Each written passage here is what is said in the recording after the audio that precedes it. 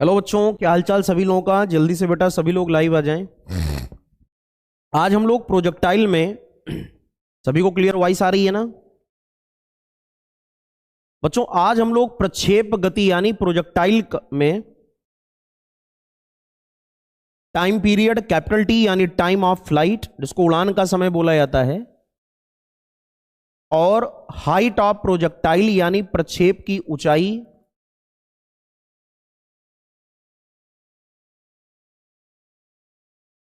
ठीक है, range of projectile प्रक्षेप की परास, इस वाले पार्ट को आज हम लोग कवर करेंगे। ठीक है, लास्ट टर्म में बच्चों हम लोगों ने क्या स्टडी किया था कि अगर किसी भी बॉडी को थीटा एंगल पर प्रोजेक्ट किया जाएगा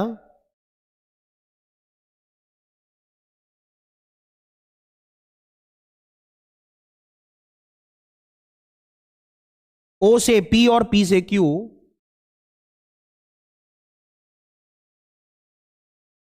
तो वो जितने टाइम तक एयर में रहती है यानी वायु में, उसको हम लोगों ने बोला था टाइम ऑफ फ्लाइट यानी उड़ान का समय। याद है ना सभी को?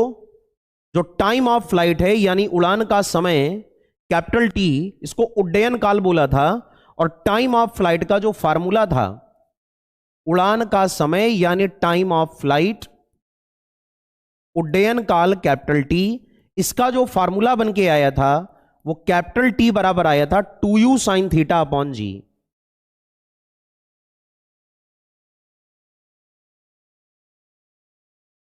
ध्यान है ना? प्रक्षेप का जो उड्डयन काल है, time of flight of projectile, इसका फार्मूला था कैपिटल टी बराबर 2u साइन थीटा बटे जी। जैन बेटा, राजन बाबू। और थीटा को हम लोगों ने बोला था एंगल ऑफ प्रोजेक्शन यानी प्रक्षेपण कोण।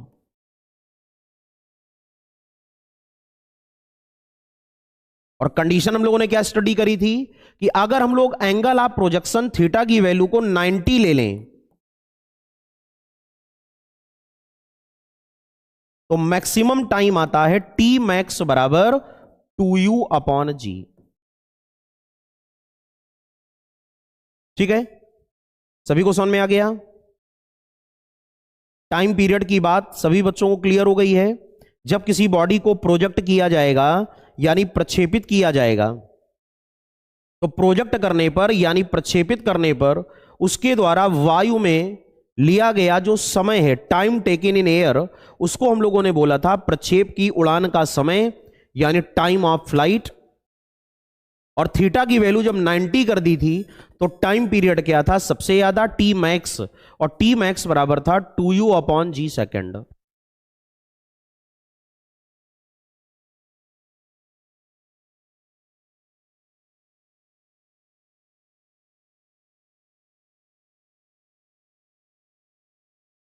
यहां तक सभी को समझ में आ गया? तो अगर किसी न्यूमेरिकल में हमको u और g की वैल्यू दी हो, अगर किसी सवाल में बच्चों हमको u का मान दिया हो और g का मान दिया हो, तो हम लोग क्या कर सकते हैं? टाइम ऑफ फ्लाइट यानी उड़ान के समय को निकाल सकते हैं। यहां तक सभी को क्लियर हो गया? क्या हम लोगों ने स्टडी किया है? टाइम ऑफ फ्लाइट यानी उड़ान का समय। किसी वस्तु को प्रक्षेपित किए जाने पर वो जितने समय तक हवा में रहता है उसे टाइम ऑफ फ्लाइट हम लोग कहते हैं। अब हम लोग क्या स्टडी करेंगे? हम लोग पढ़ेंगे बच्चों हाइट ऑफ प्रोजेक्टाइल, प्रक्षेप की ऊंचाई।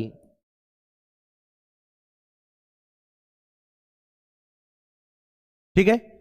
हाइट ऑफ प्रोजेक्टाइल में हम लोग क्या पढ़ते हैं कि किसी भी वस्तु को प्रक्षेपित किए जाने पर when an object become projected, वो जितना ऊर्ध्वाधर विस्थापन तय करता है, ये वर्टिकल डिस्प्लेसमेंट, ग्राउंड से वो जितनी ऊंचाई तक जाता है उसी को हम लोग क्या बोलते हैं, बोलो, हाइट ऑफ प्रोजेक्टाइल, यानी प्रक्षेप की ऊंचाई। दैट मींस कैपिटल एच, प्रक्षेप की ऊंचाई।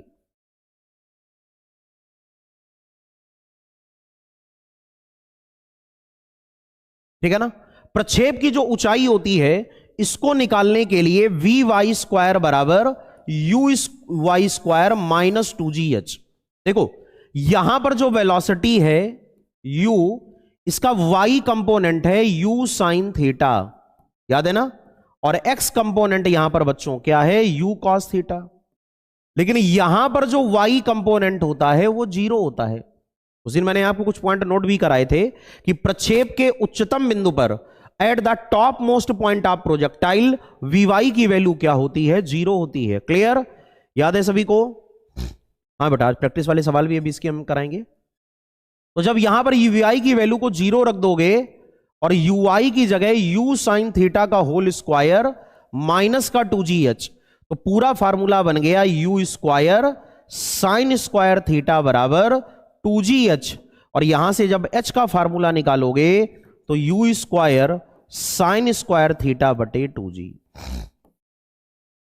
तो सभी लोग याद कर लो, प्रक्षेप की ऊंचाई हाइट ऑफ प्रोजेक्टाइल, और प्रक्षेप की ऊंचाई का फार्मूला बच्चों क्या होता है, h बराबर you square sine square theta बटे 2g। और उसके बाद अगर हम लोग बात करें अधिकतम ऊंचाई की शर्त, मैक्सिमम हाइट कंडीशन, तो याद है ना, मैक्सिमम हाइट का मतलब यह हुआ एच मैक्स। तो जब थीटा की वैल्यू क्या हो 90, तो हाइट क्या होगी, मैक्सिमम, और यह फार्मूला बनेगा एच मैक्स बराबर यू स्क्वायर बाई 2g। तो किसी भी न्यूमेरिकल में पेपर में अगर आपसे पूछा जाता है प्रक्षेप की अधिकतम ऊंचाई बताएं, find maximum height of projectile, तो बच्चों हम लोग फार्मूला क्या लगाएंगे, एच मैक्स बराबर यू स्क्वायर बटे 2g। क्लियर हो गया? अधिकतम ऊंचाई का फार्मूला क्या होता है, एच मैक्स बराबर you square by 2g। Malik समझ में आ गया बेटा? अधिकतम ऊंचाई, और अधिकतम ऊंचाई के लिए थीटा क्या होना चाहिए, 90। इसका क्या मीन है, अगर किसी बॉडी को 90 डिग्री पर प्रोजेक्ट करो, 90 अंश पर फेंका जाए, तो उसके द्वारा तय की गई ऊंचाई क्या होगी, सबसे ज्यादा होगी।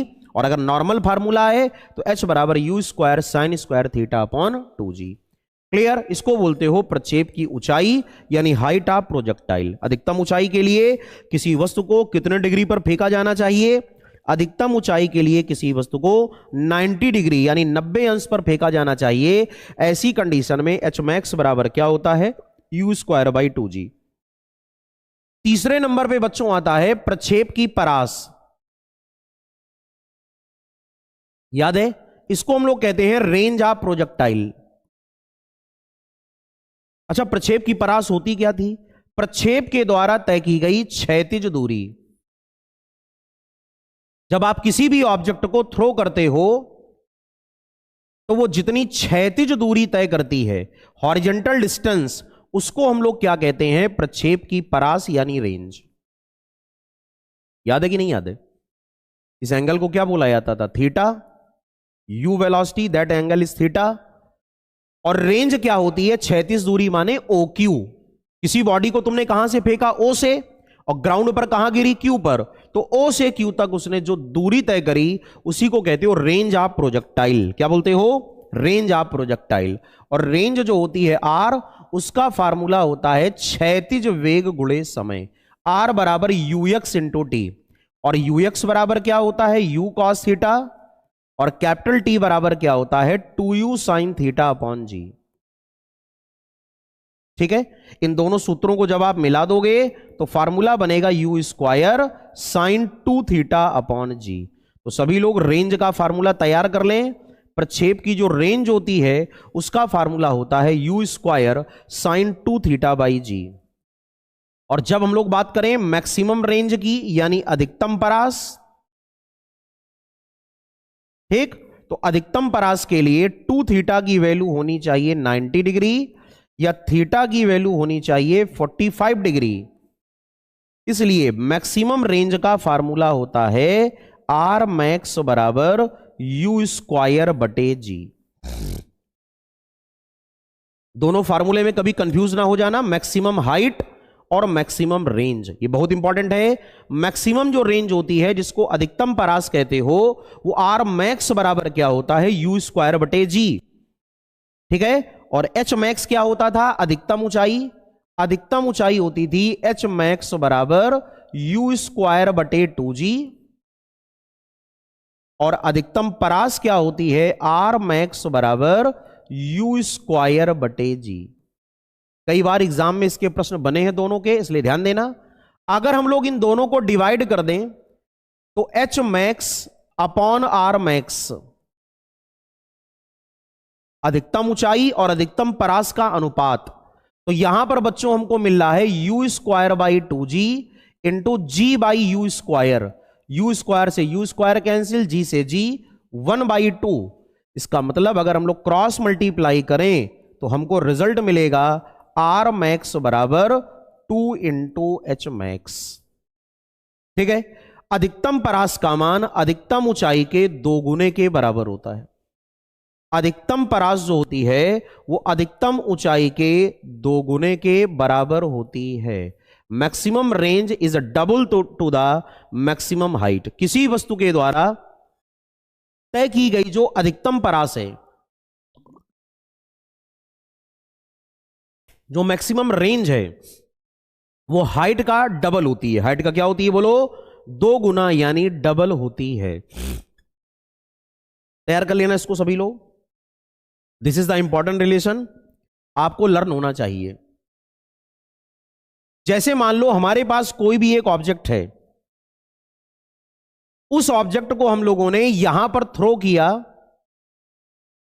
u वेलोसिटी से थीटा कोण पर, और उसने रेंज बनाई r1, ठीक है। फिर उसी ऑब्जेक्ट को हम लोगों ने अगेन थ्रो किया सेम वेलोसिटी से 90 माइनस थीटा कोण पर, और इस बार उसकी रेंज बन गई r2। क्यों बच्चों, जब वस्तु को थीटा कोण पर प्रक्षेपित किया गया, व्हेन प्रोजेक्शन एंगल, अभी इस पे सवाल लगवाएंगे, ठीक है। When projection angle is equal to theta, तो रेंज कितनी है r1, रेंज माने परास। और यहां पर जो प्रोजेक्शन एंगल है, प्रक्षेपण कोण है, वो है 90 माइनस थीटा, और रेंज क्या है r2। तो हमेशा ये याद रखना कि इन दोनों एंगल्स पे दोनों रेंज बराबर होती हैं, r1 बराबर r2। This is most important fact for the exam, ठीक है। अगर एक वस्तु को थीटा डिग्री पर फेंक रहे हो और वो r1 दूरी पर जाकर गिर रही है, फिर उसी बॉडी को अगर 90 माइनस थीटा पर फेंको और वो r2 दूरी पर जाकर गिरे, तो r1 और r2 आपस में क्या होते हैं, बराबर। तो फार्मूला बन जाता है r1 is equal to r2, यानी जो क्षैतिज दूरियां होती हैं या जो क्षैतिज परास होती है वो हमेशा क्या होती है, इक्वल होती है। क्लियर। किन दो कोणों पे क्षैतिज परास बराबर होती है, तो एक एंगल है थीटा और एक 90 माइनस थीटा। इन दोनों एंगल पे जो रेंज होती है वो इक्वल होती है। जैसे आपको कहा जाए कि एक गेंद को 30 अंश के कोण पर, 30 अंश के कोण पर प्रक्षेपित करने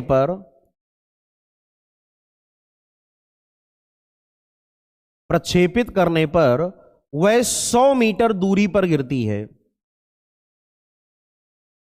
वह 100 मीटर की दूरी पर गिरती है। समझ में आया। तो इसी गेंद को जब 60 डिग्री के कोण पर कोण पर प्रोजेक्ट किया जाता है,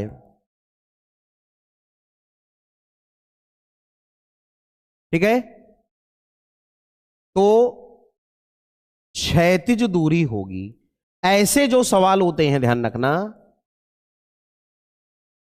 वो इसी कॉन्सेप्ट पे बेस्ड होते हैं। अगर आप ध्यान से देखो तो पहले जो प्रोजेक्शन एंगल है वो 30 डिग्री है और बाद में जो प्रोजेक्शन एंगल है वो 60 डिग्री है। पहले रेंज कितने मीटर है? 100 मीटर है। तो अगर आप लोग कॉन्सेप्ट को ध्यान से समझो तो आपको यह पता चल गया कि थीटा इज इक्वल टू 30, तो 90 minus theta is equal to 90 minus 30 is equal to 60। तो बताओ पहले रेंज क्या थी? R1 is equal to 100 metre और नई रेंज बतानी है। तो है वही सवाल ना, जब बॉडी को 30 डिग्री पे फेंका तो 100 मीटर की दूरी पर जाकर गिरी। अब उसी को जब 60 डिग्री पर फेंकोगे तो कितनी दूरी पर जाकर गिरेगी? तो अभी आप लोगों ने पढ़ा है कि R1 is equal to R2, जब थीटा और 90 माइनस थीटा का केस हो। इसलिए सवाल का इसका भी आंसर आएगा कितने मीटर? यानी 100 मीटर। क्लियर? वस्तु के द्वारा तय की गई दूरी कितने मीटर होगी बेटा? वस्तु के द्वारा तय की गई दूरी 100 मीटर ही होगी। ये बात समझ में आ गई? तो किसी वस्तु को अगर थीटा एंगल पे फेंका जाए और 90 माइनस थीटा एंगल पर फेंका जाए तो दोनों कंडीशन में जो रेंज होती है, ध्यान रखना, वो बराबर होती है R1 बराबर R2। तो पहले बॉल को कितने डिग्री पे फेंका था? 30 पर। तो उसने कितनी रेंज ट्रेवल करी बोलो? 100 मीटर। अब अगर उसी बॉल को कितने डिग्री पर फेंकोगे? 60 डिग्री पर, तो रेंज क्या होगी बोलो? R2 is equal to 100 metre. सभी को समझ में आ गया? क्लियर? क्या यहां तक पूरी बात तुमको क्लियर है बेटा? रेंज का कॉन्सेप्ट समझ में आ गया? चलो पहला क्वेश्चन करो। 15 डिग्री के कोण पर एक प्रक्षेप को फेंकने पर उसकी रेंज है 50 मीटर। अगर उसी चाल से उसको 45 डिग्री के रेंज पर फेंका जाए तो उसकी रेंज क्या होगी? बताओ। पहले 15 डिग्री पे फेंका तो रेंज है 50। अब अगर 45 डिग्री पे फेंकोगे तो उसकी नई रेंज क्या होगी? जल्दी से करो क्वेश्चन को। आपको बताना है range of object. 25 metre, 50 metre, 100 metre, 77.6 metre. कैसे किया जाए सवाल को बताओ। रेंज का फार्मूला क्या होता है? रेंज का फार्मूला यानी परास का फार्मूला होता है R बराबर U स्क्वायर साइन 2 थीटा बटे जी। तो इसको हम लोग क्या लिख सकते हैं? R proportional sine 2 theta. इसी को हम लोग लिख सकते हैं R1 upon R2 is equal to sine 2 theta 1 upon sine 2 theta 2। अब बताओ पहले थीटा 1 कितना दिया है? साइन 2 इंटू 15 डिग्री, और फिर क्या लिखोगे? साइन 2 इंटू 45 डिग्री, है ना। पहले 15 फिर 45, तो ऊपर हो गया बच्चों साइन 30 और फिर क्या हो गया? साइन 45 की जगह साइन 90। साइन 30 की वैल्यू क्या होती है? साइन 30 की वैल्यू 1/2 और साइन 90 की वैल्यू क्या होती है? 1। ठीक है, तो ये आ गया 1/2। अब यहां क्या चल रहा है? R1 upon R2। R1 upon R2 is equal to आ गया 1/2।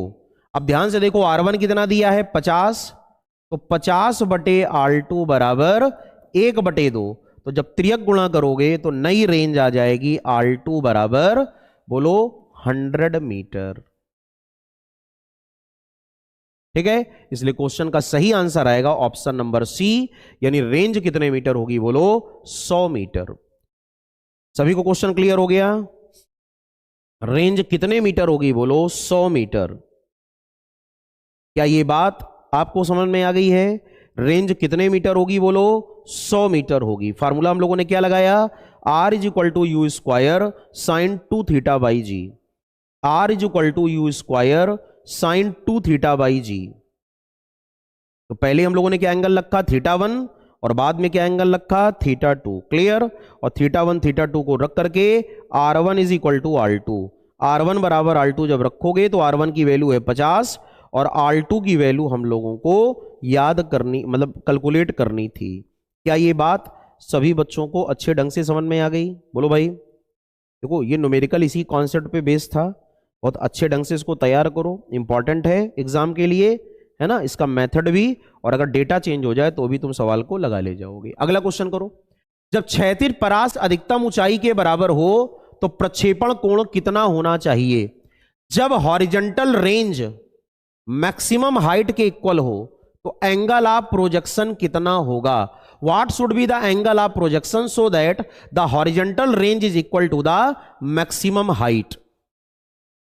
हॉरिजॉन्टल रेंज किसके बराबर होगा? मैक्सिमम हाइट के बराबर होगी। हॉरिजॉन्टल रेंज किसके बराबर होगा? मैक्सिमम हाइट के बराबर होगी। जल्दी से आंसर करो। पहला है tan inverse 1, tan inverse 2, tan inverse 3 and tan inverse 4। जब रेंज की वैल्यू हाइट के इक्वल हो, when range is equal to height, तो फिर मैक्सिमम हाइट क्या होगी? जल्दी से कमेंट करो बेटा फटाक से। सभी लोग जल्दी से आंसर को कमेंट करो। क्वेश्चन का सही आंसर क्या आने वाला है?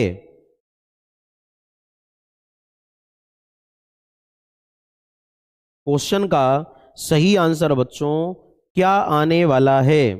रेंज की वैल्यू हाइट के अगर इक्वल हो, अगर रेंज की वैल्यू हाइट के इक्वल हो, r is equal to h, तो आंसर क्या आएगा? कैसे करोगे बताओ? एंगल ऑफ प्रोजेक्शन उसने आपको दिया है कि जब क्षैतिज परास माने रेंज हाइट के इक्वल हो, यानी r is equal to h. अच्छा बताओ r इज इक्वल टू क्या होता है? U square sine 2 theta by g, और h बराबर क्या होता है? U square sine square theta upon 2g। U square by g से u square by g cancel, तो ये बन गया साइन 2 थीटा बराबर साइन स्क्वायर थीटा, और यहां पर क्या चल रहा है? बाई 2। साइन 2 थीटा का formula 2 sine theta cos theta is equal to sine square theta by 2। एक साइन थीटा से साइन थीटा कैंसिल हो गया, यहां पर चल रहा है 2 cos theta. 2 cos theta is equal to sine theta by 2। जब मल्टीप्लाई आप करोगे तो ये आएगा sine theta is equal to 4 cos theta, और इसी को आप लिखोगे sine theta upon cos theta that is equal to 4, या tan theta is equal to 4, और इसी को आप लोग लिखोगे theta is equal to tan inverse 4। इसलिए क्वेश्चन का सही आंसर क्या आना चाहिए? Option number D, tan inverse 4। Formula clear हो गया? रेंज की वैल्यू किसके बराबर दी है? हाइट के। जब रेंज की वैल्यू हाइट के बराबर दी होगी, r बराबर h, तो r का फार्मूला क्या होता है? U square sine 2 theta by g, और h का फार्मूला क्या होता है? U square sine square theta by 2g। g से g क्या हो गया? कैंसिल। यू स्क्वायर से यू स्क्वायर कैंसिल, इधर चल रहा है साइन 2 थीटा, क्लियर। इधर sine square theta by 2, sine 2 theta का फार्मूला क्या होता है? 2 साइन थीटा कॉस थीटा बराबर साइन स्क्वायर थीटा बाई 2। इसको हम लोगों ने सॉल्व कर लिया, तो आंसर आया theta is equal to 10 inverse 4। समझ में आ गया? तीसरे क्वेश्चन का आंसर आएगा 10 इनवर्स 4, थीटा बराबर 10 इनवर्स 4। क्लियर हो गया? चलो अगले क्वेश्चन की ओर। थर्ड, किसी प्रक्षेप को पृथ्वी से प्रक्षेपित करने के लिए नियत क्या रहता है? Which of the following remain constant for a projectile fired from the earth? पहला है मोमेंटम कंजर्व होता है, दूसरा है काइनेटिक एनर्जी कंजर्व होती है, तीसरा है vertical component of velocity conserve होता है, यानी वेग का ऊर्ध्वाधर घटक, चौथा है horizontal component of velocity conserve होती है, अर्थात वेग का क्षैतिज घटक नियत रहता है। बताओ आंसर को। बिल्कुल सिंपल क्वेश्चन है, पढ़ाया हुआ है। किसी प्रक्षेप को जब प्रक्षेपित करोगे तो निम्न में से क्या संरक्षित होगा? Out of the following which is conserved. किसी प्रक्षेप को प्रक्षेपित करने पर निम्न में से क्या संरक्षित होगा? याद है ना प्रोजेक्टाइल? जब प्रोजेक्टाइल हम लोग बनाते थे एक्स और वाई का,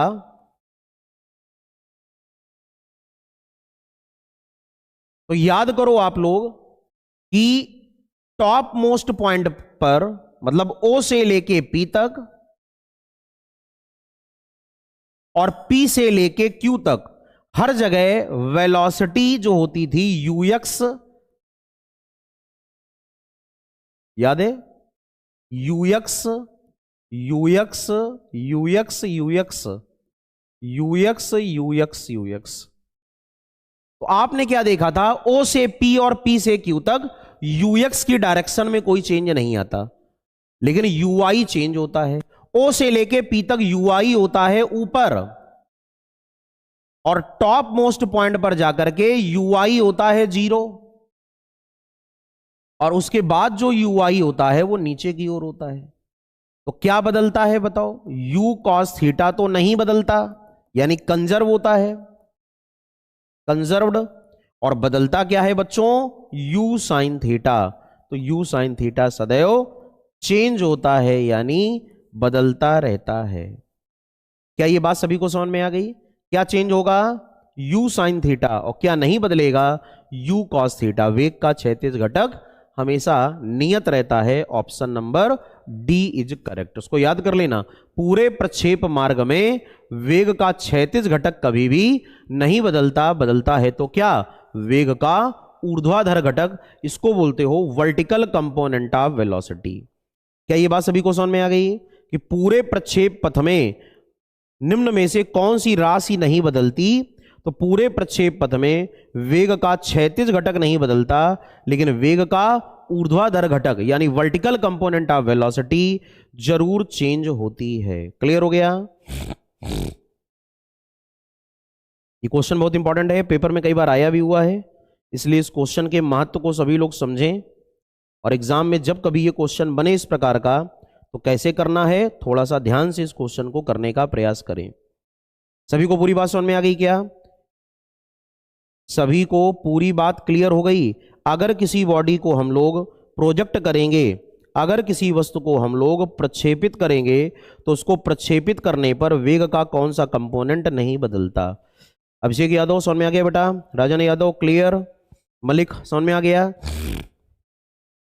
यहां पर हमको क्या पता चला, हॉरिजॉन्टल कंपोनेंट ऑफ वेलोसिटी में कोई बदलाव नहीं होगा। चलो अगले क्वेश्चन को करो। एक प्रक्षेप की परास 0.5 किलोमीटर है। जब इसे 75 डिग्री के एंगल पे फेंका गया, तब इसे 45 डिग्री पर प्रक्षेपित करते हैं, तो इसकी परास क्या होगी? मतलब जब 75 डिग्री पे फेंका गया तो रेंज है इतनी, तो बताओ जब 45 डिग्री पर फेंकोगे तो रेंज क्या होगी? करो फटाक से, तो आंसर दे दोगे, बहुत आसान है। ठीक वैसा ही क्वेश्चन है जैसा पहला हम लोगों ने किया था। जल्दी से आंसर को ट्राई करो।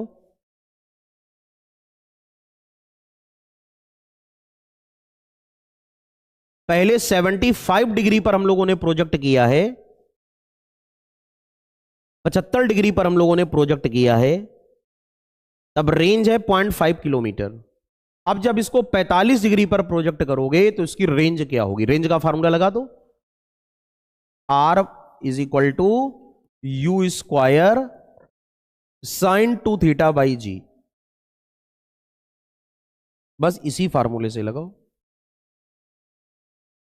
क्या लिखोगे? R1 upon R2 is equal to sine 2 theta 1 upon sine 2 theta 2। आपको वैल्यू दी है, रख दो। क्या क्या दिया है बताओ? थीटा 1 दिया है 75, रेंज आपको दी है R1 बराबर 0.5,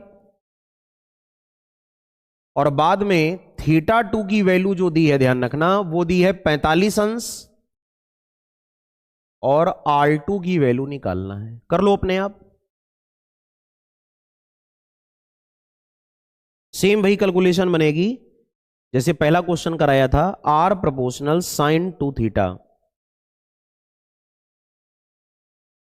R proportional sine 2 theta, sine 2 theta value रख दो। जल्दी से R2 की वैल्यू को सॉल्व करके बताओ फटाफट।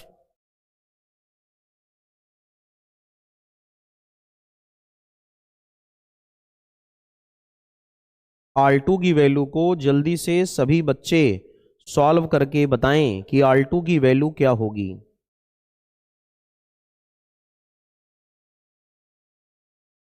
R2 की वैल्यू क्या होगी, इसको सभी लोग जल्दी से सॉल्व करके बताएं बेटा।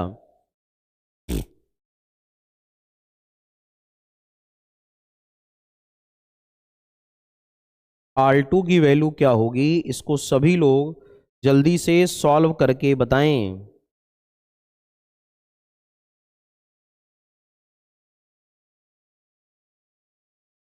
क्या आएगा आंसर, बोलो। कर लिया, कर लेना, ठीक है, बड़ा आसान है। आंसर क्या आएगा, बी, 1 किलोमीटर। कर लोगे ना, θ1 θ2 की वैल्यू यहां पे रखनी है, बाकी कोई उसमें तो है नहीं, सेम वही रिजल्ट है, हो जाएगा। आगे बढ़ो। एक प्रक्षेप की स्थिति में उच्चतम बिंदु पर तत्कालिक वेग और त्वरण के बीच का कोण क्या होगा, जल्दी से बताओ। What is the angle between instantaneous velocity, what is the angle between instantaneous velocity and acceleration eight highest point will be. बताओ भाई, acceleration and highest point will be, उच्चतम बिंदु पर तात्क्षणिक वेग और त्वरण के बीच का कोण। अगर आपको प्रोजेक्टाइल के बारे में समझ है तो आंसर दे दोगे। देखो, प्रोजेक्टाइल तो ऐसा होगा ना, और हाईएस्ट पॉइंट की अगर बात करो तो बताओ, हाईएस्ट पॉइंट पर डायरेक्शन ऑफ वेलोसिटी क्या होती है, हाईएस्ट पॉइंट पर डायरेक्शन ऑफ वेलोसिटी होती है ऐसे। और बताओ, हाईएस्ट पॉइंट पर एक्सीलरेशन ड्यू टू ग्रेविटी, गुरुत्वीय त्वरण कहां होता है, नीचे। तो तुम बताओ, अगर वेग और त्वरण की बात करोगे तो त्वरण है नीचे और वेलोसिटी है ऊपर।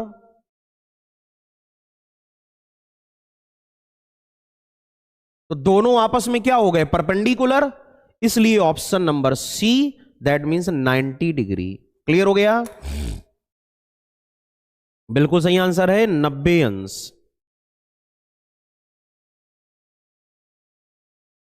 क्वेश्चन का सही आंसर क्या होगा, 90 डिग्री। किसके बीच का कोण, बोलो, वेग और त्वरण के जो बीच का कोण है वो 90 अंश होगा। The angle between velocity and acceleration is 90 degree. समझ में आ गया। जब एक प्रक्षेप को 60 डिग्री के कोण पर 10 मीटर पर सेकंड के वेग से 36 दिशा में प्रक्षेपित किया जाता है तो उच्चतम बिंदु पर इसका वेग क्या होगा। यह क्वेश्चन बड़ा इंपॉर्टेंट है पेपर के लिए। A projectile is fired with a velocity of 10 meter per second at an angle of 60 degree with the horizontal. Its velocity at highest point will be, highest point पर velocity क्या होगी, 0, 5, 8.66 या 10 metre पर second. कैसे करोगे बताओ। फिर वही केस आ गया, याद है, हाईएस्ट पॉइंट पे जो वेलोसिटी होती है वो हॉरिजॉन्टल होती है, ux बराबर u cos थीटा। प्रक्षेप के उच्चतम बिंदु पर, ये वैसे तो मैंने कई बार बताया भी है, फिर से एक बार समझ लो, प्रक्षेप के उच्चतम बिंदु पर जो वेग होता है वो होता है ux बराबर u cos थीटा। सॉल्व कर लो। अब u कितना दिया है, बोलो 10, और cos थीटा का मतलब हो गया बच्चों cos 60, और cos 60 की वैल्यू क्या होती है, बोलो, cos 60 की वैल्यू 1/2।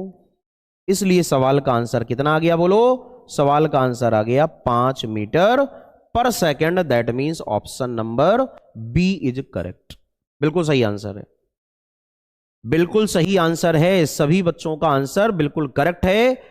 कभी भी आपसे ये पूछा जाए कि हाईएस्ट पॉइंट पर वेलोसिटी क्या होती है, तो हाईएस्ट पॉइंट पे वेलोसिटी का फार्मूला क्या लगाओगे, ux बराबर u cos थीटा।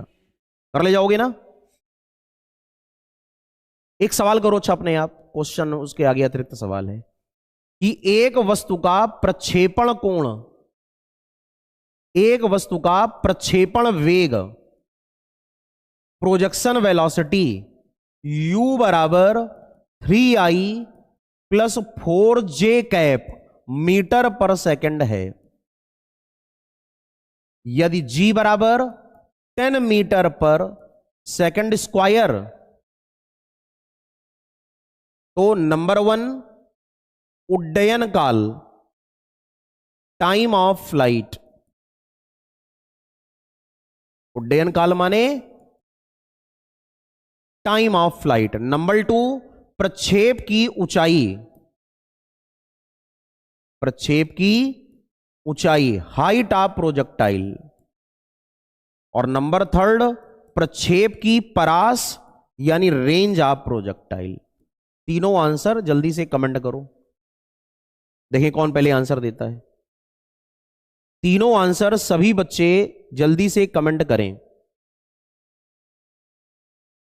किसी बॉडी को प्रोजेक्ट किए जाने पर, किसी वस्तु को प्रक्षेपित किए जाने पर, when an object become projected, जब किसी वस्तु को प्रक्षेपित किया जाता है, when an object become projected with velocity u is equal to 3i plus 4j cap, then time of flight, height of projectile and its range will be।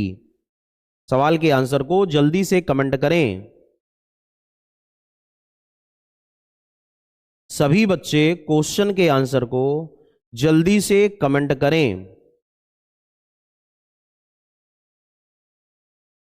प्रक्षेप की ऊंचाई, हाइट ऑफ प्रोजेक्टाइल, ठीक है, प्रक्षेप की ऊंचाई यानी हाइट ऑफ प्रोजेक्टाइल, प्रक्षेप की ऊंचाई और टाइम पीरियड यानी टाइम ऑफ फ्लाइट, उड़ान का समय, उड़ान का समय, और उसके बाद रेंज यानी प्रक्षेप की परास।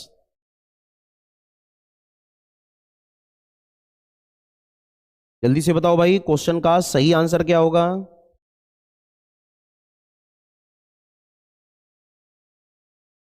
क्वेश्चन का सही आंसर बच्चों क्या होगा? हमको निकालना क्या क्या है?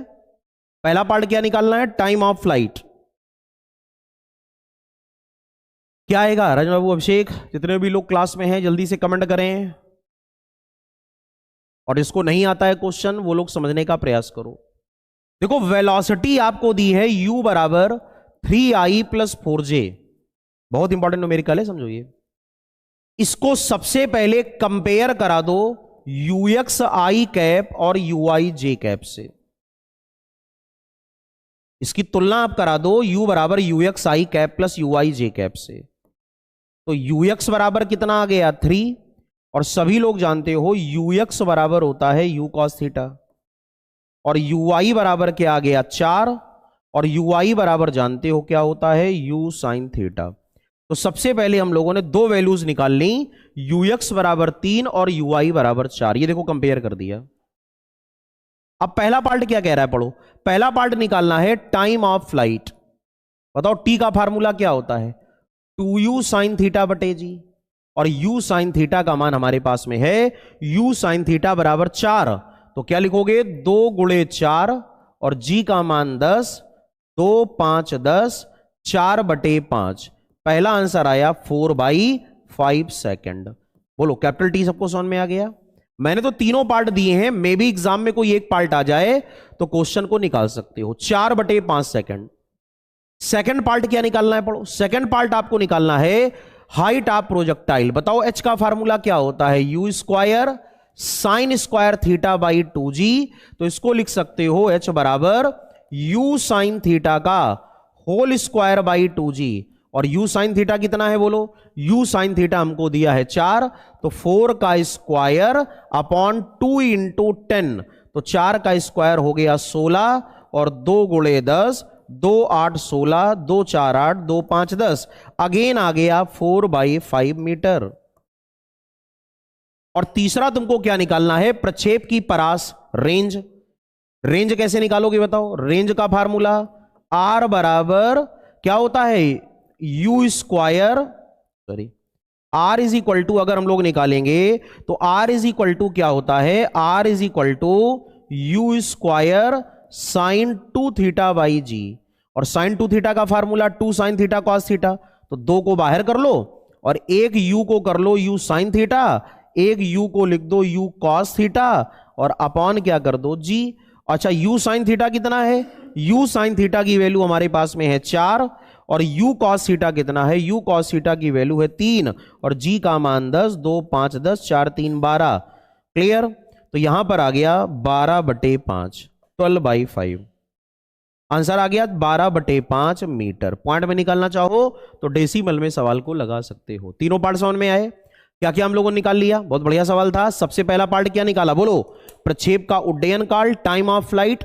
फिर क्या निकाल लिया? प्रक्षेप की परास, रेंज ऑफ प्रोजेक्टाइल। और फिर हम लोगों ने क्या निकाल लिया बोलो? प्रक्षेप के द्वारा प्राप्त ऊंचाई यानी हाइट ऑफ प्रोजेक्टाइल। तो ये जो यहां पर ये कॉन्सेप्ट था जिसमें तुमको हमेशा क्या याद रखना है, जिसमें आपको ये याद रखना है कि अगर u की वैल्यू हमको दी जाए तो हम लोग किस प्रकार से साइन थीटा और कॉस थीटा के टर्म को निकालेंगे।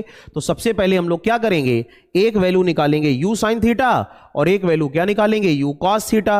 u sine theta u cos theta की तुलना करा दोगे, कंपैरिजन, और कंपैरिजन कराने के बाद सारे फार्मूले आसानी से तुमको समझ में आ गए। क्लियर हो गया? अच्छा सवाल था ना? जल्दी से कमेंट करके बताओ भाई, क्वेश्चन अच्छा था? क्या दिया था हमको? हमको दी थी वेलोसिटी, और वेलोसिटी से हम लोगों ने क्या निकाल लिया? u साइन थीटा और u कॉस थीटा। तो u साइन थीटा कैसे आता है? u साइन थीटा निकालने के लिए फार्मूला लगा देते हो t बराबर, जैसे देखो अगर अलग से इसको ये फार्मूला समझना हो तो आप ऐसे भी समझ सकते हो। देखो बेटा, जैसे मान लो सपोज दैट हम लोगों ने क्या किया, जो कैपिटल T का फार्मूला है वो वैसे तो होता है 2u साइन थीटा बाई जी, लेकिन u साइन थीटा को अगर हम लोग ui कर दें तो t ui बटे जी आ जाएगा। u साइन थीटा बराबर ui होता है। इसी प्रकार हाइट का जो फार्मूला होता है u square sine square theta by 2g, इसको भी हम लोग लिख सकते हैं ui का स्क्वायर बटे 2g। बहुत सारे बच्चे क्वेश्चन कर नहीं पाते हैं पेपर में, इसलिए बहुत ध्यान से समझो। और r का फार्मूला होता है u स्क्वायर साइन 2 थीटा बटे जी, और जब आप इसको ओपन करोगे तो 2 साइन थीटा कॉस थीटा बटे जी लिखोगे ना, और u स्क्वायर को दोनों के साथ कर लोगे तो एक बनेगा u साइन थीटा और एक बनेगा u कॉस थीटा अपॉन जी। पेपर में ऐसे ही सवाल आ जाते हैं तो बुद्धि खुल जाती है ना, ध्यान नहीं आता फार्मूला क्या लगाएं। लेकिन अब समझ लो इसको, u साइन थीटा को क्या लिखोगे? ui, और u कॉस थीटा को क्या लिखोगे? ux, और साथ में क्या चल रहा है? g। तो देखो ये कंपोनेंट यानी घटकों के पदों में फार्मूले हैं। घटक के पदों में यानी कंपोनेंट के टर्म में अगर पहले फार्मूले की हम लोग बात करें तो t बराबर होता है 2ui बटे जी। ये है देखो पहला। कंपोनेंट के टर्म में अगर हम लोग हाइट के फार्मूले की बात करें तो ui स्क्वायर बटे 2g, और कंपोनेंट के टर्म में अगर बच्चों हम लोग रेंज की बात करें तो 2ux ui बटे g। समझ में आ गया सभी को? बोलो भाई, यहां तक सभी को पूरी बात समझ में आ गई? किसी कोई दिक्कत तो नहीं है?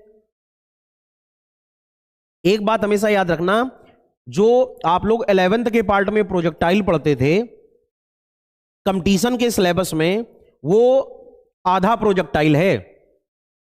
कंपटीशन के कोर्स में वो आधा प्रोजेक्टाइल है। उसके आगे का जो प्रोजेक्टाइल होता है जो तुम्हें पढ़ना है ध्यान से, वो इस प्रकार के न्यूमेरिकल्स उस प्रोजेक्टाइल में आते हैं। तो ये करना तुमको बहुत जरूरी है। क्लियर हो गया? इसको देखो, समझ में आ गई पूरी बात? बोलो भाई, क्या यहां तक सभी को मेरी पूरी बात समझ में आ गई?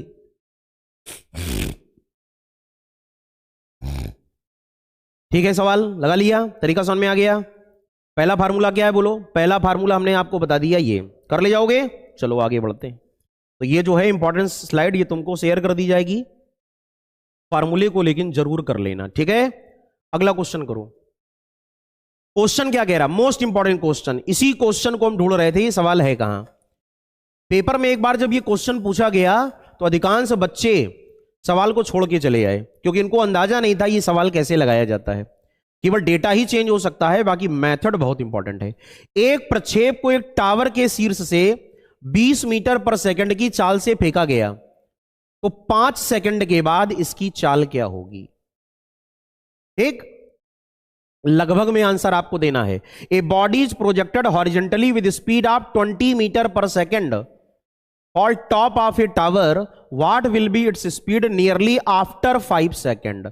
देखो, अच्छे अच्छे सवालों को नहीं लगाओगे तो पीछे रह जाओगे, इसीलिए अच्छे अच्छे क्वेश्चंस का अभ्यास ज्यादा करो। वैल्यू बेस्ड जो क्वेश्चंस होते हैं, अब पेपर उस हिसाब का नहीं बनता है, पेपर बहुत अजीब टाइप का बनता है। अगर आपने केवल सीधे सीधे फार्मूले, चाहे मैथ में हो या फिजिक्स में, अगर आपने डायरेक्ट फार्मूला बेस्ड न्यूमेरिकल किया है तो ये मान लो कि सिलेक्शन लेने में तुमको कठिनाई होने वाली है। इसलिए पेपर का पैटर्न बहुत बदल गया है। अब पेपर के पैटर्न में बहुत हेल्दी न्यूमेरिकल रखे जाते हैं, चाहे मैथ की बात हो या फिजिक्स की बात हो, क्वेश्चंस का जो लेवल रहता है वो दूसरे स्तर का होता है। इसलिए अभी आप लोग साथ साथ जब प्रैक्टिस किया करें तो अच्छे सवालों का अभ्यास ज्यादा किया करो। क्या आएगा आंसर इसका? देखो, जिन बच्चों को ये सवाल नहीं पता, इसके लिए हम एक नई स्लाइड लेते हैं, तब हम लोग क्वेश्चंस को करेंगे। क्वेश्चन कह रहा है एक टावर है, टावर माने मीनार, ये ग्राउंड है, ग्राउंड माने धरती। यहां से एक बॉडी को हॉरिजेंटली फेंका है तुमने, और किस वेग से फेंका है? 20 मीटर पर सेकंड से फेंका है। 20 मीटर पर सेकंड से जब एक टावर को तुमने हॉरिजेंटली फेंका है जिसकी ऊंचाई h है, तो यह कहलाएगा क्षैतिज वेग ux। क्या इतनी बात सबको समझ में आई? इसको हम लोग बोलेंगे क्षैतिज वेग, यानी हॉरिजेंटल वेलोसिटी ux। जब इसको फेंकोगे तो सभी लोग जानते हो ये जो वस्तु होगी ये एक प्रोजेक्टाइल पाथ बनाते हुए ऐसे नीचे की ओर आएगी। क्यों भाई? ये वस्तु प्रक्षेप बनाते हुए ऐसे नीचे की ओर आएगी। अब सवाल तुमसे ये बोला है कि 5 सेकंड के बाद इसकी चाल बताओ। आफ्टर 5 सेकंड इसकी स्पीड क्या होगी? हम लोगों ने ये माना कि ये 5 सेकंड में यहां कहीं है। आज के बाद ऐसे सवाल लगाने लगोगे, ठीक? तुमको लगेगा वाकई हमने कुछ सीखा। सपोज दैट हम लोगों ने माना जिस बॉल को तुमने यहां से फेंका था वो 5 सेकंड के बाद यहां है, तो 5 सेकंड के बाद उसका क्षैतिज वेग है vx और ऊर्ध्वाधर वेग है vy और परिणामी वेग है v। देखो कितना आसान है। अभी आप लोगों ने क्या पढ़ा था? पूरे प्रक्षेप में क्षैतिज वेग नहीं बदलता, हॉरिजेंटल वेलोसिटी नहीं बदलती। इसका मतलब जो vx होगा वो ux के बराबर ही होगा। जिस वेलोसिटी से तुमने गेंद को इधर फेंका है 5 सेकंड के बाद में क्षैतिज वेग उसका वही रहेगा। तो vx बराबर ux बराबर 20। इतनी बात सबके दिमाग में आ गई कि हमने vx को 20 क्यों लिख दिया? हमने vx को 20 क्यों लिख दिया? ये बात तुमको समझ में आ गई। अब हम लोग क्या निकाल लें? 5 सेकंड के बाद ऊर्ध्वाधर वेग, इसको बोलते हो वर्टिकल वेलोसिटी। और ऊर्ध्वाधर वेग निकालने का फार्मूला vy बराबर uy प्लस gt, क्योंकि ये गुरुत्व के अंतर्गत गति है बेटा। This is motion under gravity. ठीक है बेटा उत्तम बाबू, जो पहला वाला पार्ट है वो तुम्हारा एग्जाम से पहले हो जाएगा, और सेकंड पार्ट आपके देखो रिकॉर्डेड वीडियो पड़ी हुई है क्लासेस, आप सेकंड पार्ट को उससे पढ़ सकते हो, और शाम को इवनिंग बैच में आकर के 6:30 बजे आप उसकी प्रैक्टिस कर सकते हो, फर्स्ट और सेकंड दोनों की। ठीक है, तो vy बराबर uy प्लस gt हो गया। और 11th का पार्ट पेपर बहुत भर भर के आता है, तो ये तैयार करना बहुत जरूरी है। तो बताओ uy कितना है? 0 यहां पर, और g की वैल्यू कितनी है? 10, और t की वैल्यू कितनी है? 5, तो ये आ गया 50 मीटर पर सेकंड। जहां तुम लोगों ने इसमें फ्लूइड मैकेनिक्स तक सिलेबस कवर किया, उसके बाद ये मान लेना कि इस पेपर में ज्यादा टाइम नहीं लगेगा। और फ्लूइड मैकेनिक्स यानी प्रत्यास्था, द्रवों का प्रवाह, पृष्ठ तनाव, ठीक है ना, यहां तक एग्जाम में न्यूमेरिकल भी ठीक ठाक बनते हैं, इसलिए इन न्यूमेरिकल्स को तैयार करो सभी लोग। ये vy आ गया, vy सबको समझ में आ गया। अब डायग्राम में देखो vx और vy आपस में लंबवत होते हैं। ये vy, ये vx ये आपस में परपेंडिकुलर हैं। तो अगर हम लोग परिणामी वेग की बात करें तो v बराबर vx i cap plus vy j cap. और vx कितना है बोलो? vx आया है 20, तो 20 i कैप, और vy कितना आया है बच्चों? 50, तो 50 j कैप। ये तो आ गया 5 सेकंड के बाद वेग। और अगर हमको क्या निकालना है? 5 सेकंड के बाद चाल, यानी मॉड ऑफ वी, और मॉड ऑफ वी का formula under root V X square plus V Y square. Answer तुम्हारे सामने है, आई के गुणांक का स्क्वायर और जे के गुणांक का स्क्वायर। 20 का स्क्वायर 400 और 50 का स्क्वायर 2500, तो ये बन गया अंडर रूट 2900, और 2900 को लिखोगे 10 रूट 29, और 10 रूट 29 को सॉल्व करके आंसर को आप चेक कर सकते हो। क्लियर हो गया? सभी लोग जल्दी से कमेंट करो भाई, सवाल समझ में आया? 5 सेकंड के बाद क्षैतिज वेग निकालना समझ में आया? 5 सेकंड के बाद जो क्षैतिज वेग होगा वो वही होगा, 5 सेकंड के बाद जो ऊर्ध्वाधर वेग होगा वर्टिकल वेलोसिटी वो केवल हमको निकालनी थी। और ऊर्ध्वाधर वेग निकालने का फार्मूला होता है वी वाई बराबर you I plus G T. इतना अगर तुमको अकल आ गई तो वेग निकालना तो बड़ा आसान है। वेग सदिश राशि है, आई जे में लिखोगे तो क्षैतिज दिशा में जो वेग है उसको आई कैप में, ऊर्ध्वाधर दिशा में जो वेग है वर्टिकल में उसको जे कैप में, और वेलोसिटी का अगर मॉड ले लोगे मॉड ऑफ वी तो आपको स्पीड प्राप्त हो जाएगी जिसको चाल कहते हैं। तो क्वेश्चन का सही आंसर क्या आ गया? बोलो, अंडर रूट 2900, और इसको जब हल करोगे तो इसका आंसर नियर बाई आएगा 54 मीटर पर सेकंड। चेक कर लोगे सभी लोग? तो this is important concept numerical, इसको तैयार करो। जानते हो मैकेनिक्स में बड़े बड़े धुरंधर जो होते हैं ना वो पानी मांगते हैं अगर उनको न्यूमेरिकल के कॉन्सेप्ट नहीं पता है। थ्योरी के बेसिस पे देखो तो लगता है चैप्टर में कुछ है ही नहीं, अरे प्रक्षेप ही तो चल रहा है, घर्षण ही तो चल रहा है, लेकिन जब न्यूमेरिकल लगाओ ना तो बुद्धि खुलती है कि इसमें सवाल कैसे कैसे बन जाते हैं। आज शाम को बेटा प्रैक्टिस है संधारित्र की, कैपेसिटर की, बहुत बढ़िया बढ़िया लेवल के क्वेश्चन लगाएंगे, कोई क्लास ना मिस करना, ठीक है? शाम को आज प्रैक्टिस चलेगी कैपेसिटर की, वैद्युत धारिता, practice problem with complete detail solution, काफी कुछ तुमको आने लगेगा। तो जो लोग ऐप में बच्चे हैं वो लोग जो पिछली क्लासेस आपकी ऐप पे पड़ी हुई हैं सेकंड पार्ट की, उसको वहां से वीडियोस को देख करके या क्लासेस को देख करके आप फार्मूले का रिवीजन कर लिया करो, ठीक है? और न्यूमेरिकल के लिए शाम को हम तो हैं, हम तुमको प्रैक्टिस कराएंगे, तुम्हारी प्रैक्टिस हो जाएगी, क्योंकि तुम खुद समझदार हो। 2 महीने में 17 मार्च को तुम्हारा ये वाला एग्जाम लगा हुआ है ना? तो अगर आप जल्दबाजी करोगे तो अच्छी चीजें बहुत सारी छोड़ दोगे, इसलिए बिल्कुल भी हड़बड़ाहट किसी को नहीं करनी है, बिल्कुल भी हड़बड़ाहट नहीं करनी है।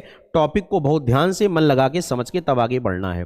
11th के पार्ट से या फर्स्ट पार्ट से जो भी न्यूमेरिकल आएंगे वो हमारे गलत नहीं होने चाहिए, 1-2 क्वेश्चंस को छोड़ करके। क्लियर? नेक्स्ट चैप्टर बेटा फ्रिक्शन। मॉर्निंग में ऐप में अगला चैप्टर चलेगा घर्षण, राजन बाबू, और उसके बाद जो अगला चैप्टर चलेगा वो चलेगा सर्कुलर मोशन यानी वृत्तीय गति। तो सबको सोल्यूशन समझ में आ गया इसका? आगे बढ़ जाओ। एक गेंद को ये सवाल तुम्हारे में बहुत आता है, देखो हम क्या बताएं, छांट छांट के क्वेश्चन लगाए गए हैं तुम्हारे में। ऐप में भी जो न्यूमेरिकल की प्रैक्टिस हो रही है ना वो बहुत अच्छी हो रही है, ये ना सोचना कि केवल यूट्यूब पे ही न्यूमेरिकल की प्रैक्टिस कराई जा रही है, बेटा ऐप पर भी हो रही है। तो जो लोग लाइव क्लास अटेंड नहीं करते हैं, हाँ, जो लोग लाइव क्लास अटेंड नहीं करते हैं, ठीक है, वो लोग लाइव क्लास अटेंड किया करें। ऐप पर सिलेबस या कोर्स को परचेज करने का मतलब ये होता है कि रिकॉर्डेड सेशन तो चलो ठीक है मजबूरी में देखा ही जाता है, लेकिन उससे पहले अगर आपको लग रहा है कि हमको क्लासेस में कोई प्रॉब्लम ना हो तो आप सबसे पहले लाइव सेशन को जरूर अटेंड किया करें, चाहे मैथ की क्लास हो, फिजिक्स की क्लास हो, इंग्लिश की क्लास हो, जो भी आपकी क्लासेस हो, जिससे आपकी जो प्रॉब्लम्स हैं आप उनको डिस्कशन कर सकते हो। समझ में आ गया? समझ में आ गया? इस ऐप में सारे टीचर्स ऐसे आपके लिए लगाए गए हैं जो फैकल्टी आपका पूरा ध्यान रखती है। बस आपको बस ये ध्यान करना है कि हमको तैयारी किस प्रकार से करनी है। A ball is thrown horizontally and another is just dropped from top of a tower which, बहुत बढ़िया सवाल, बहुत ही बढ़िया सवाल।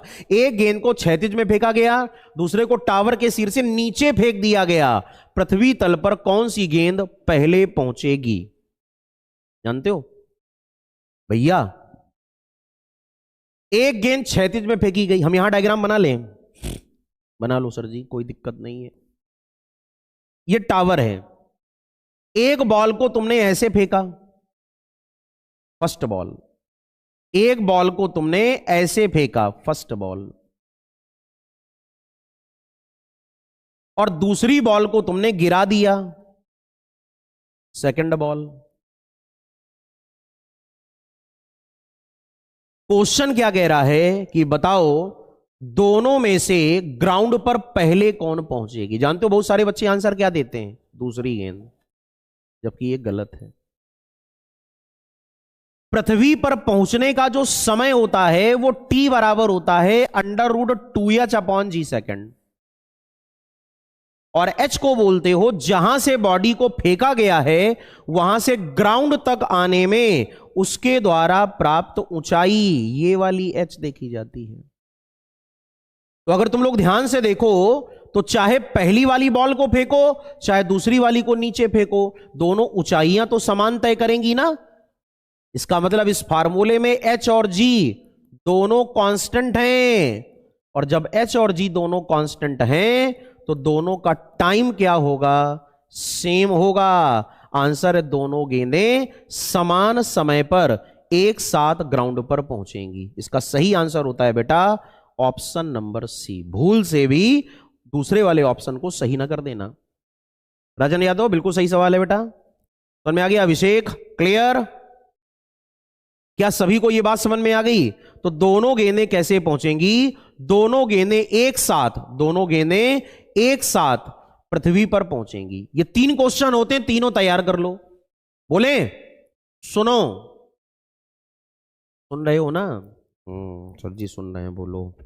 पहला क्वेश्चन ये होता है, अगर एक हल्की वस्तु और एक भारी वस्तु दोनों को समान ऊंचाई से, सेम हाइट से नीचे फेंका जाए तो कौन पृथ्वी पर पहले पहुंचेगी। इसके लिए हमको क्या ध्यान देना है, इसके लिए हमको ध्यान देना है कि वायु की उपस्थिति है कि वायु की अनुपस्थिति है।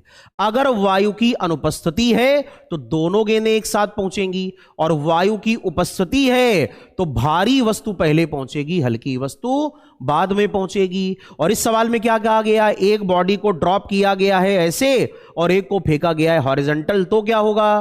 तो हम लोग ये जानते हैं कि ऐसी कंडीशन में दोनों गेंदें ग्राउंड पर एक साथ पहुंचेंगी। सबको समझ में आ गया भाई? तो इन सवालों का अभ्यास करो, इनकी प्रैक्टिस करो, और अगली जो क्लास हम लोगों की होगी वो फ्रिक्शन से संबंधित यानी घर्षण से संबंधित होगी, और शाम को जो प्रैक्टिस सेशन तुम्हारा लगेगा वो लगेगा वैद्युत धारिता का। ठीक है? तो इन सारे क्वेश्चंस को रिवीजन कर लेना। अभी एक प्रैक्टिस क्लास ऐप पर हम लोग लगा देंगे आगे चल के, जिसमें वेक्टर, 1D मोशन और प्रोजेक्टाइल के और फ्रिक्शन के कंबाइंड न्यूमेरिकल 25 से 30 हम आपको करवा देंगे, जो तुम्हारे लिए बहुत उपयोगी होंगे। ठीक है? तो आज की क्लास को हम लोग यहीं पर एंड करते हैं। सभी को क्वेश्चन समझ में आ गए होंगे, इनको अपने आप भी लगाओ, जो क्वेश्चन हमने अलग से कराए हैं उनको भी करो। तो कल वाली क्लास में बच्चों हम लोग फिर से